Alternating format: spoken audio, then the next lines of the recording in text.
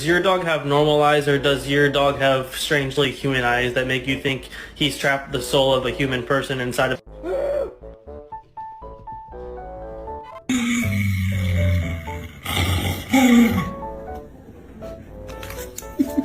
Why do you spoil him? Why do you let him get away with so many things?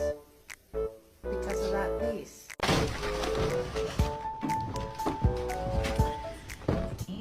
That makes me question getting married.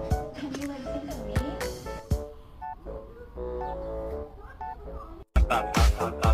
É cirizada e sucessada.